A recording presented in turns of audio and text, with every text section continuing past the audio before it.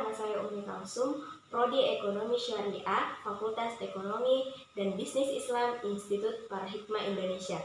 Baiklah, di sini saya akan mereview jurnal yang telah diberikan oleh dosen pengampu kita yang berjudul Resiko, Proses Manajemen Resiko, dan Enterprise Risk Management. Nah, yang pertama adalah resiko dan kondisi ketidakpastian. Nah, di sini resiko biasanya kata tersebut mempunyai konotasi yang negatif. Nah, sesuatu yang tidak disukai dan sesuatu yang tidak diinginkan. Nah, contohnya, jika kita keluar jalan dengan mengendarai mobil, maka resiko mobil kita akan bertabrakan dengan mobil lainnya. Nah, jadi kejadiannya di sini tidak kita inginkan. Selanjutnya adalah jika kita mempunyai saham. Nah, ada resiko saham yang kita pegang itu ada turun nilainya sehingga kita tidak memperoleh keuntungan. Jadi kejadian tersebut yang tidak kita inginkan. Selanjutnya ada contoh lain, yaitu jika kita memberikan kredit kepada suatu perusahaan, maka akan kemungkinan perusahaan tersebut gagal bayar atau tidak membayar bunga dan cicilan pinjamannya. Selanjutnya, apakah itu? Kenapa muncul yang namanya resiko? Di sini resiko muncul karena ada kondisi ketidakpastian. Nah, sebagai contohnya, hari ini bisa hujan dan bisa juga tidak hujan. Selanjutnya ada investasi, kita bisa mendatangkan keuntungan, harganya naik, bisa juga menyebabkan kerugian atau harganya turun. Nah, ketidakpastian tersebut menyebabkan munculnya resiko. Nah, ketidakpastian itu sendiri ada banyak tingkatannya. Yang pertama ada kondisi kepastian sangat tinggi. Nah, hasil bisa diprediksi dengan relatif pasti. Nah, contohnya di sini adalah hukum alam merupakan contoh kepastian tersebut. Sebagai contohnya, kita bisa memprediksi dengan pasti bahwa bumi mengitari matahari selama 360 hari atau selama 1 tahun. Nah, kedua adalah ketidakpastian objektif, di mana contohnya itu seperti dadu. Jika kita melempar dadu, ada 6 kemungkinan, yaitu angka 1, 2, 3, 4, dan angka 6. Nah, ada 6 kemungkinan hasil. Kita bisa menghitung probabilitas masing-masing angka untuk keluar, yaitu 1/6. Nah, yang ketiga adalah ketidakpastian subjektif, di mana contohnya di sini seumpama kecelakaan mobil. Nah, identifikasi hasil dari probabilitas atau kemungkinan yang berkaitan dengan kecelakaan mobil lebih sulit dilakukan.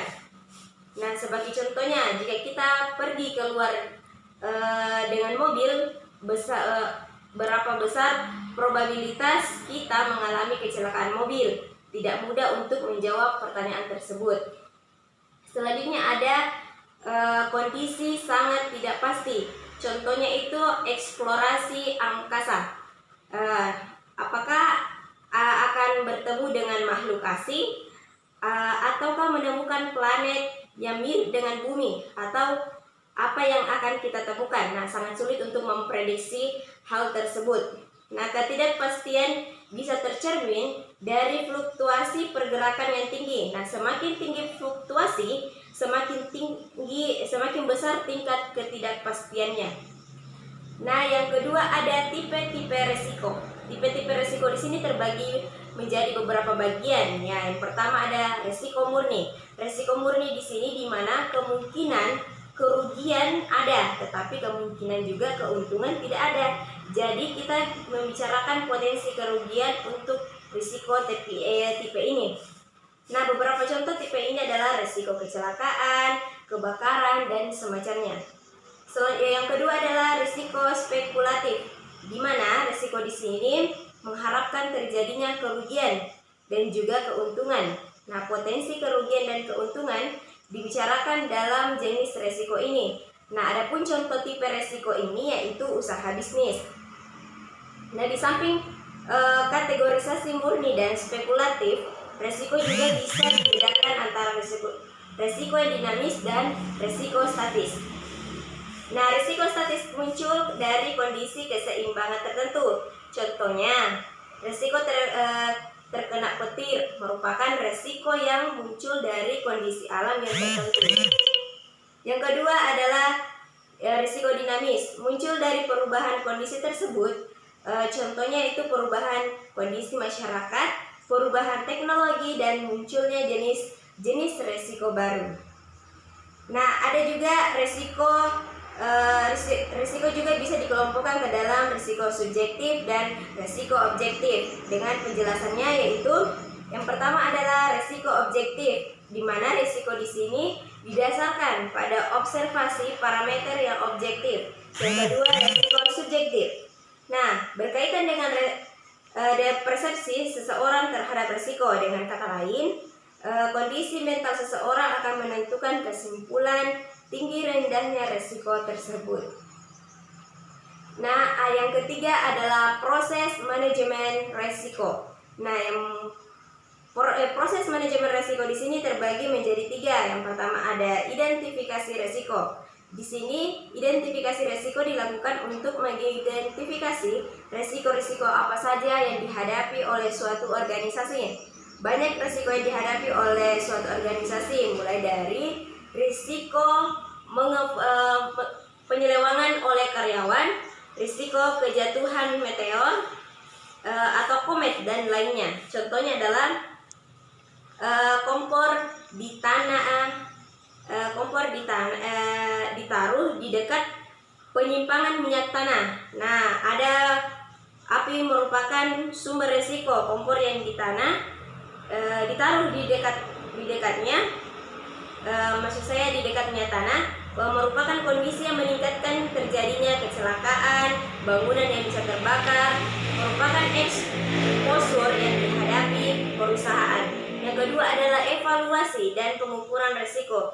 Nah, tujuan evaluasi di sini yaitu untuk memahami karakteristik risiko yang lebih baik. Jika kita memperoleh pemahaman yang lebih baik, nah, maka risiko akan lebih mudah dikendalikan.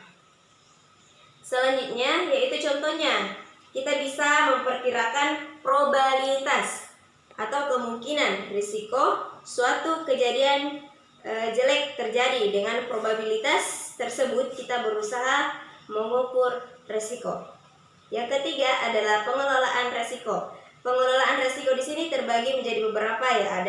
Ada penghindaran, ada penghindaran di sini. Cara paling mudah dan aman untuk mengelola risiko dan menghindar.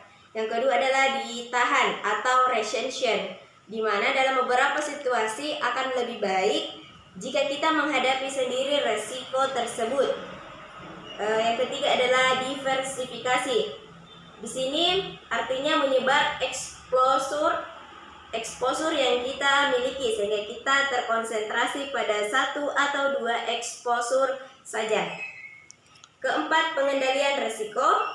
Di sini dilakukan untuk mencegah atau menurunkan probabilitas terjadinya risiko. Yang kelima adalah pendanaan risiko. Pendanaan risiko di sini mempunyai arti bagaimana mendanai kerugian yang terjadi jika suatu risiko muncul. Nah, adapun materi yang kedua itu enterprise risk management, di mana di sini definisi manajemen risiko adalah suatu sistem pengelolaan risiko yang dihadapi oleh organisasi secara komprehensif untuk tujuan meningkatkan nilai perusahaan. Nah, adapun definisi dari enterprise risk management di sini yaitu kerangka yang komprehensif terintegrasi untuk mengelola risiko kredit, risiko pasar, modal ekonomis, transfer risiko untuk memaksimalkan nilai perusahaan.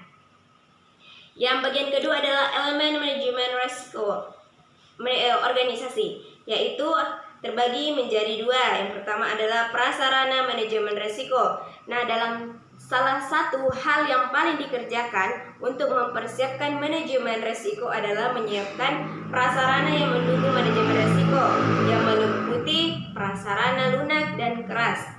Nah, yang Selanjutnya ada proses manajemen risiko, di mana elemen yang lebih penting lagi adalah proses manajemen risiko. Proses atau fungsi manajemen sering diterjemahkan ke dalam 3 langkah. Yang pertama adalah perencanaan, pelaksanaan, dan pengendalian. Mungkin cukup itu saja yang bisa saya jelaskan. Lebih dan kurangnya mohon dimaafkan. Wassalamualaikum warahmatullahi wabarakatuh.